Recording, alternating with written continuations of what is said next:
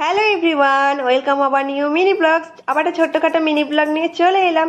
আজ করব get ready with me. তাহলে চলো ড্রেসটা ফার্স্টে পরে নি। আজ যাবো মুভি ডেটে, তাই জন্য গেট রেডি উইথ মিটা তোমাদের সাথে শেয়ার করছি। আজকে যা গরম পড়েছে তাই ভাবলাম যে অন্য কোনো ড্রেস পরবো না, তাই সুতির ড্রেসই পরে নিলাম। আর আমার যেহেতু বাড়ির কাছাকাছি হলটা, তাই জন্য বেশি একটা মেকআপ করবো না, হালকা ফুলকাটা মেকআপ করে চলে যাবো। আর এদিকে দেখো 3টে বেজে গেছে কিন্তু, আর আমাদের শো কিন্তু 4:15-তে রয়েছে। আর দেরি হয়ে গেলে কিন্তু সোনায় অনেকটা বকবে, তাই এদিন তাড়াতাড়ি করে রেডি হয়ে নিচ্ছি। এদিকে জানো তো, যতবারই আমরা মুভি দেখতে যাই না কেন, ততবারই লেট হয়ে যায়। ঠিকঠাক টাইমে আমরা কখনোই পৌঁছতে পারি না। লেটটা কিন্তু আমার জন্যই হয়, অবভিয়াসলি মেয়েদের জন্যই তো লেট হবে।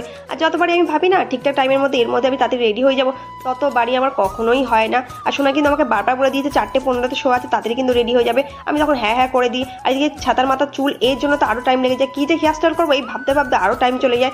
এদিকে কিন্তু আমি রেডি হয়ে গেছি, যাই হোক, আর বেরিয়ে পড়েছে। আর কিন্তু ওয়েদারটা দেখো, পুরো ফ্যাকাশে ওয়েদার। এদিকে গরম তো প্রচুর লাগছে আমার, হাওয়াতে একটুখানি ভালো লাগছে। তাও আমি ভাবতে ভাবতে যাচ্ছি 4টে বেজে গেছে অলরেডি, আমরা কি টাইমের মধ্যে পৌঁছাতে পারবো? সামনে এদিকে চলে এসেছে এদিকে, আর আস্তে আস্তে তখন দেখি 4:10 বেজে গেছে।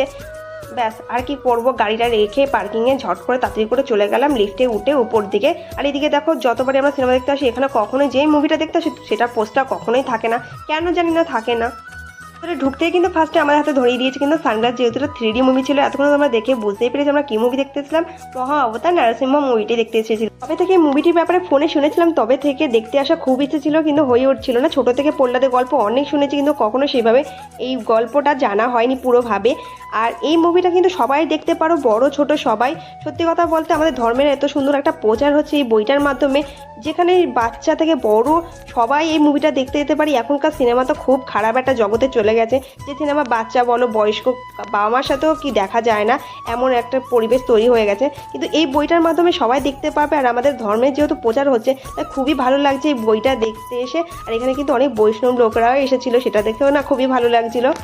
দেখতে এসে কেন জানি না ফার্স্টে কিন্তু আমি জুতো খুলে পা উপরে তুলে নিয়েছিলাম। অন্য সময় কিন্তু যতক্ষণ না পা ব্যথা হয় ততক্ষণ না কিন্তু পা আমি উপরে তুলি না।